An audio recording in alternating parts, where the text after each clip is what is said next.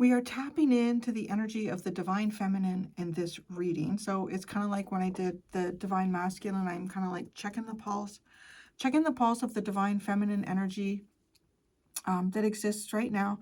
I pulled out a couple of oracle cards to get started.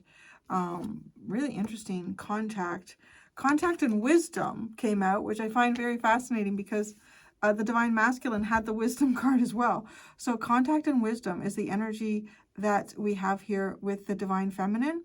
The contact card really just talk about taking the initiative, making the initiative to connect, either to be the one sort of actively connecting with another person here.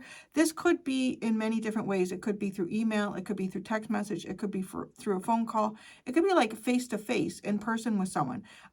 One of the things that doesn't talk about in the book that I also get from this card, though, is it could also be something that is on a very spiritual level. It could be energetic connection. It could be dream state connection. It could be meditation connection. So there could be something going on here with the divine feminine.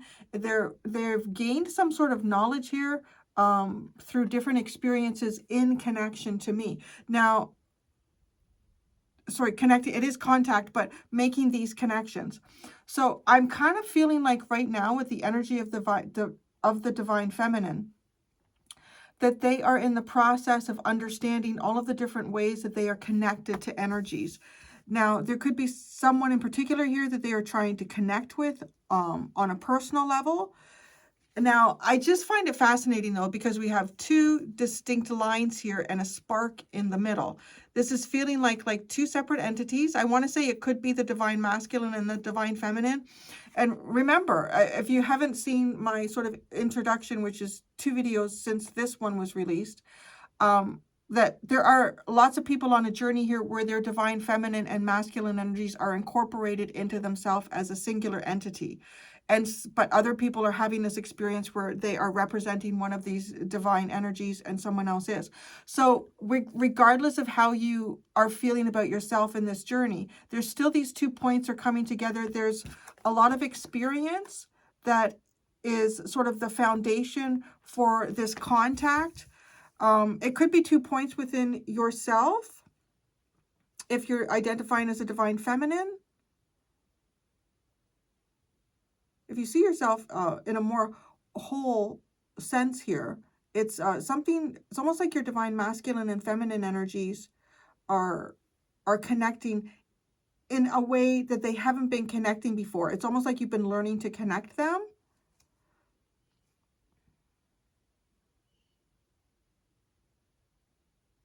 I feel like the divine feminine is reaching a new level here of some type of, I'm hearing the word interstellar. So it could be some type of interstellar connection, contact that they're making. It's also really interesting too that the divine masculine pulled out the wisdom card. So these 2 energies could actually be connecting. I don't know. It seems like all of a sudden I feel like I'm just drawn to do that. Well, not all of a sudden. I kept getting breadcrumb trails and I kept getting confirmation that this is what I was supposed to do. So I'm going to do it. And it's funny how the energies seem just like, I feel like I'm hopping into the middle of a story. Like there's stuff that's going on here and maybe we're catching up with what's been happening energetically with the divine feminine and masculine energies. But it is connecting with the wisdom energy. Is it the wisdom of the divine masculine had the wisdom card and divinity. The feminine is connecting to the divinity. The feminine is connecting, is making contact. So let's not say connecting, because making contact is just like, right, a touch, make contact. Connecting to me is like putting something into a plug. It's connected now, right? But this is contact. So I'll correct myself there. It's contact. It's, and energetically speaking, it is contacting. I want to say connecting though, don't I? And it's usually what I'm channeling. So whatever feels right to you, whatever feels right to you. The divine feminine is making contact with some type of wisdom here. And in the previous reading, the divine masculine was having this divinity wisdom. So they're connecting. And maybe it's because you know, if there's divine feminines here, or you're a divine masculine and you're coming in to observe the energy of a divine feminine that you're dealing with, their energy is coming into alignment. There's some sort of alignment, I feel like, right? Like, it's almost as if these, it's reminding me of a portal. Well, not maybe a portal, but like a hatch, you know, and maybe I said interstellar too. Oh shit. Yeah. It's reminding me of I think it's a scene in that where they weren't getting the latch on like the little space station and I don't know, whatever else they were trying to connect to. But both are spinning in space, which makes a lot of sense too. We're all spinning. We're all spinning at like incredible speeds. The Earth is spinning. The solar system is spinning. The galaxy is spinning. The universe is spinning. And at the same time, all that spinning, we're also like well, I guess, yeah, we're traveling like this. We're not traveling like that. We're spinning. Everything is spinning. Things keep balance when they're in movement. Things keep balance when they're in movement. I was thinking about this the other day when I saw, actually it was really weird to see it. You almost never see it. I saw four what do you call them? Police motorcycle people, like police officers on motorcycles. And they have big, heavy bikes, right? And you could see like they were sort of keep their foot down a little bit longer to get that bike going. And it got me thinking about that, how, you know, isn't it funny how something in motion is much easier to keep in balance than something that is standing still? Particularly when we're talking about round things like tires and planets and energies that surround like cells and whatnot. So I want to say I'm kind of getting a vibe here, like these two energies have been spinning in their own, and there's something that is coming into an alignment here. And it's giving me that, like the hatch in that movie Interstellar. I could watch that movie over and over again. I absolutely love that movie. I feel like that movie's got, like, whoever came up with this, who screen wrote that movie, or maybe it's a book. I don't know. If it's a book, I'd love to read it. I should look that up.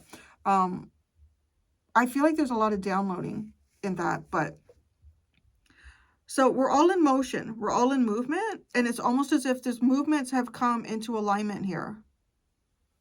Now, this is really interesting. Look at this underline. It's the feline voice. I thought that was hilarious. And then it stopped me for a second because it reminded me of I believe it was the Leo reading. It was the Leo reading, and it was when we were talking about the eclipse energy, and it was let the feminine or let the divine feminine lead the way. Yeah, it's time for the feminine to lead the way. Say yes to change. So that's very interesting too, right? So I'm getting that connection with that. I'm not going to get too much into that's on my other channel. Sorry. Some of you may be familiar with me that I have a second channel called Awakening to Spirit. And it was that Leo reading. So you can go back and you can go check that out if you would like to check that out. But feline and voice. So feline is also like, it represents a periods of quiet and lull, and then sudden action. If you think about a cat, right? Like cats will lay around and they'll rest and sleep, and then all of a sudden something gets their attention, or it's time to go on the hunt, or it's time to check out the territory, and they're out. They're out and they're active and they're going. So, but it's kind of like to recognize your energy. So this is, because this is underlying, this is to me like the energy that the feminine has been in, leading the divine feminine up to this energy point here that I'm looking at. And then voice comes in. So this is being heard. So this might be speaking up about something for the first time. This might be using their voice in a way that they've not used their voice before, because, right, like the feline card, like it's almost like a voice that was quiet, and then it's a voice that becomes active. So that's what's been going on here in the past with the divine feminine. Speaking up, being heard. In what way? I don't know. That's why we have tarot. We'll get into that together. Responsibility is the underline here. And now that's really interesting. I love that the wisdom. This card is really drawing me back into the divine masculine. Because they had this card. Both of them are taking on a responsibility here in some way, right? Like they're both looking after younger ones. They're both looking after the future. You could say that. They're both looking after the future. Or at least the divine masculine is doing something like that now. Looking at a secondary interpretation of this card and how it's being presented to us. in the past, the divine feminine was taking on some type of responsibility here.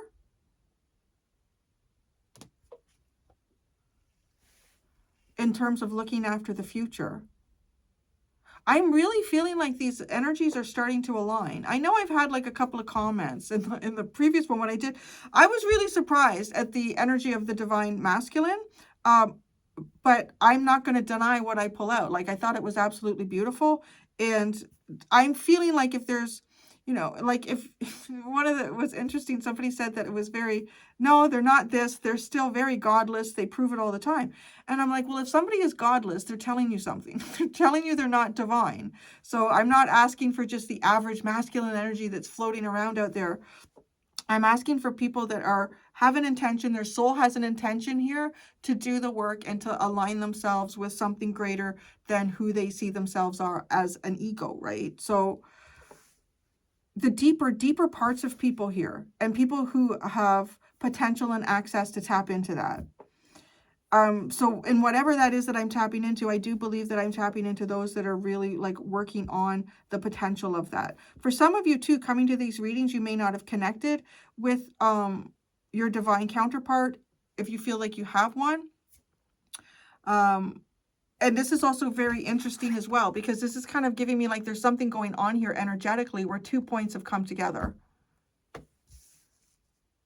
It's as if the divine feminine in this story, like how I'm reading it, has become wise in terms of the contact. How to contact, what to contact, who to contact, what level of contact, right? And going back to the other reading, the divine masculine has become wise in terms of seeing themselves as part of divinity and the responsibility of their divine energy and honoring it and existing through it each day, step by step, right? Like that's, so there's a lot of experience that both of these energies are showing me that they have gained, and they're applying that experience to make wisdom here. So let's go into the tarot. The contact.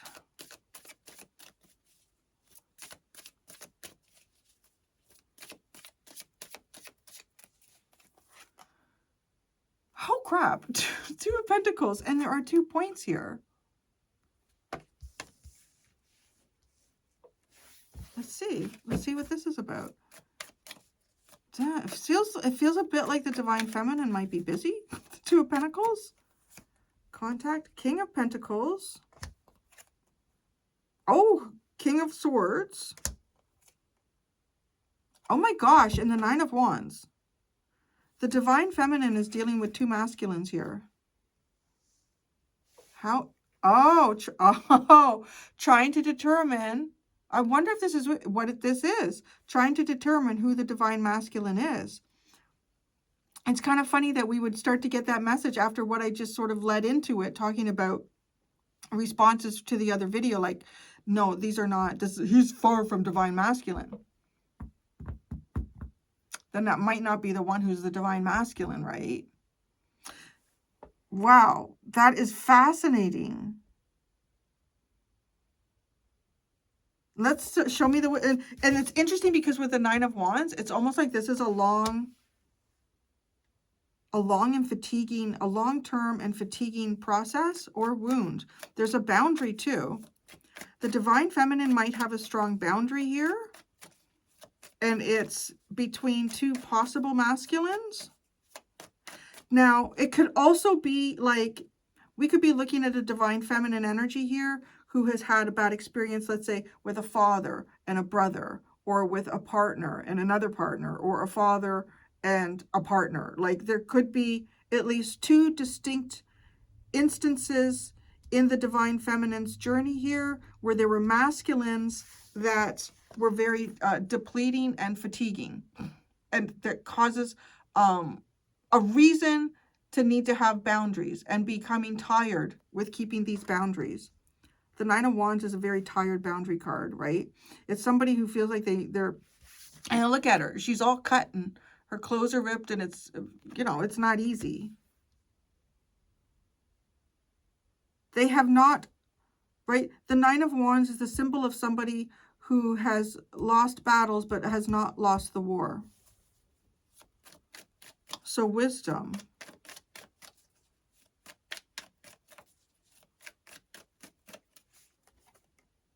The Three of Cups. Interesting. Now there's 3 guys there.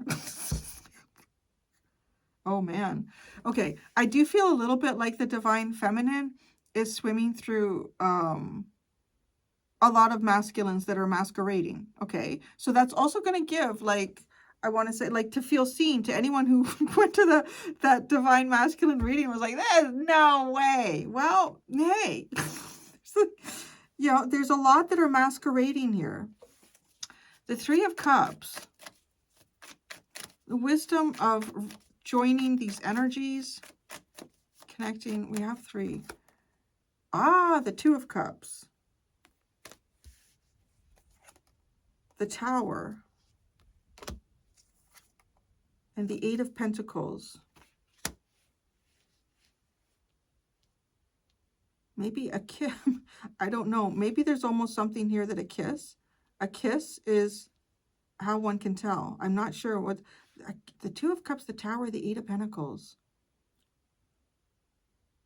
This could be something going on in a workspace. Maybe recognizing. How interesting. That's why there's 3 here. Because the Divine Masculine is one of 3 masculine energies that the Divine Feminine has around them.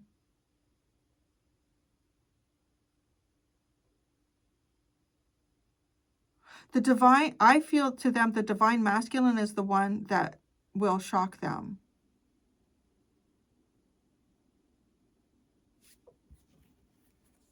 Either they're working on gaining this wisdom, or some of them may have already gained it.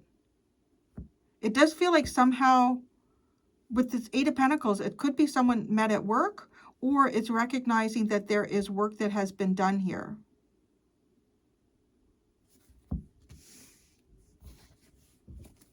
Show me this Tower moment.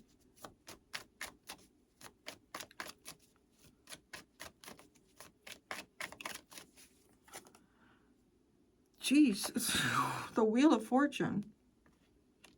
This is coming in like a hurricane. Something that changes, just like a shocking change.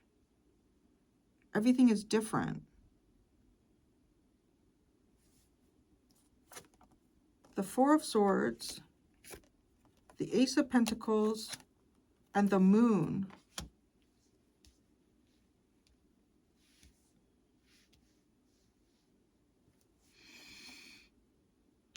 This looks like to me that the Divine Feminine energy, it gets catapulted in some way here by the Divine Masculine. And when I say that, I feel like it's energetic. I feel like it's a shock. It's almost like a shock to the system. And I'm going to be honest, I feel like there's other masculines that have masqueraded for the Divine Feminine. And they've been balancing themselves with this, yeah, maybe even in a defensive mode here. Some of you could be coming into contact with this Divine Masculine after a period of thinking you were dealing with Divine Masculines.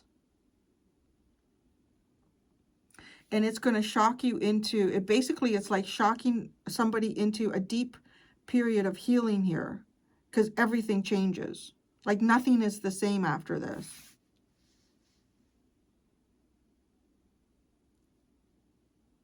Now, I'm saying that too because, like, the feminine is a feminine figure that is falling off this tower.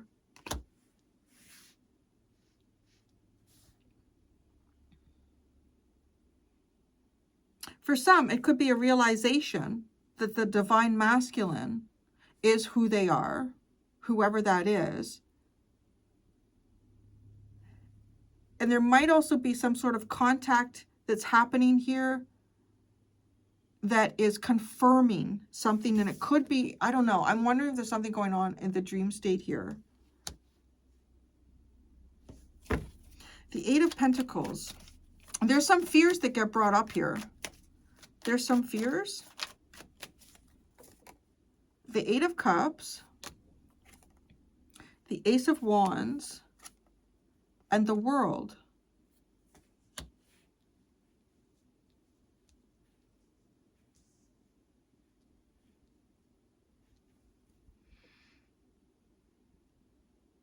Show me the Ace of Wands.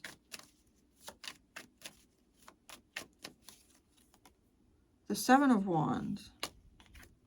The Hierophant. And the Five of Wands.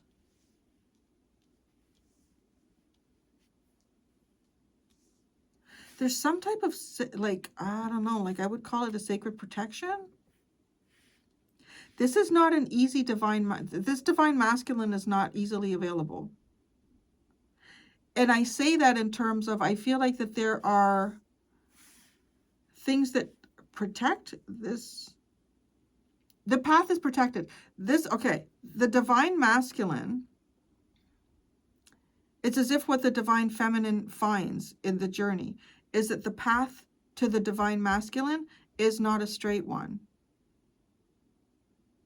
And that there is a lot of growth, development, and self-healing needed of themselves. And I say that, don't want to say herself, because you can be a man and resonate with divine feminine energy, but with themselves for the path to open up.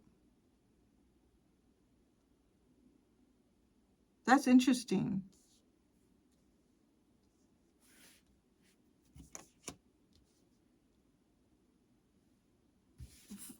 Let's go into feline. Feline.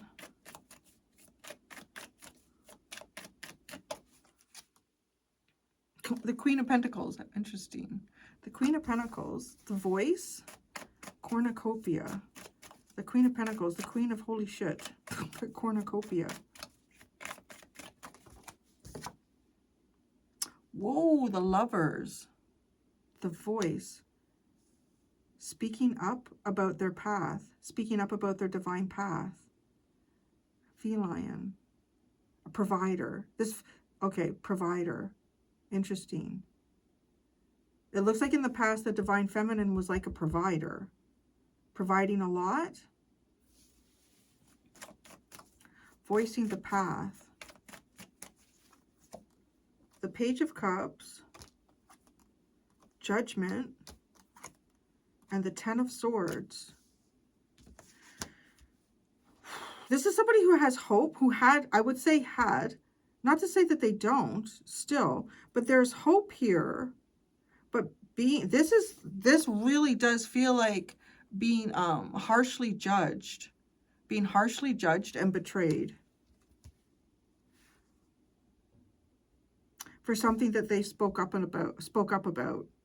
I mean, just generally speaking, on the planet that we live in, for the most part, women are always, like, if there's something that they're voicing and it's not popular opinion, or it's something that goes against what let's say the patriarch likes to hear, there can be a lot of betrayal and backstabbing. What's the responsibility? Interesting, because the divine feminine feels weighted. It does, the energy feels a bit weighted with both practical and maybe even family type responsibilities, and dealing with many masculine energies. Responsibility. Wow. Love. The Queen of Cups in the past. Responsibility. Responsible for love. This is interesting. Okay, this is giving me this kind of vibe. I noticed, like, a lot of times with certain animals, like with, I notice it a lot with cats. I don't know so much with dogs. I think a little, well, I don't know. My dog is just different. Lily is very open-hearted to, like, almost anybody. But I notice a lot of times, like, female, let's just stick with cats, which is interesting because we have the feline here. And I notice, like, with a lot of cats, and people, I think people have said this in different videos and things that I've watched about them too, is that male cats tend to be more affectionate. They tend to be more affectionate, and they tend to be more, let's just say open in terms of experience with other people. And yeah, where female cats tend to not be. And I've noticed that a lot. Like, I have my Pisces friend has a female cat. I've had other friends who have had female cats. It's not to say that they can't be friendly, but they're not. And I've always thought to myself, and I thought, well, you know why? Because when when the female opens themselves up, they end up with a big responsibility. I mean, it's true, and that's kind of what's going on here, right? Like, they're responsible for all of this.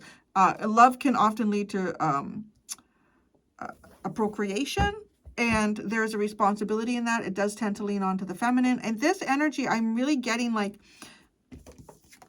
having a lot of responsibility, being the one who's responsible for this, being the one who's responsible for that, and being kind of tired of it.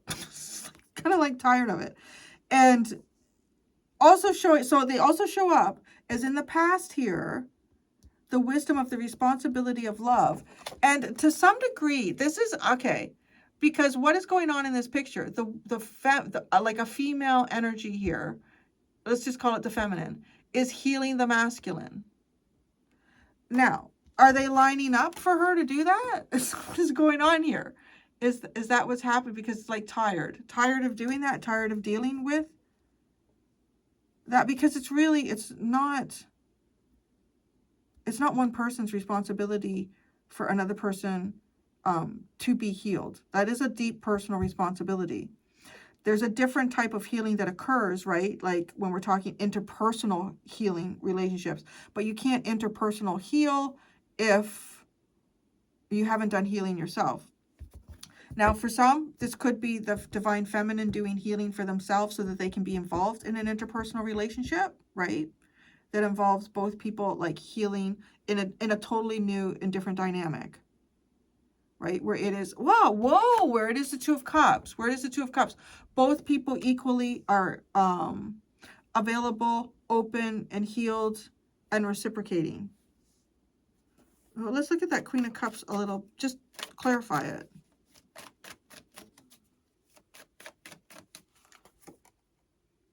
Wow, the High Priestess. That's the divine feminine in spirit form. The Knight of Cups. And the Nine of Swords. Well, this is an energy here where I'm going to say the divine feminine has felt a responsibility to show and share love, to give love, to heal in love. And it's, I don't know, it's keeping them up at night. It's keeping them up at night.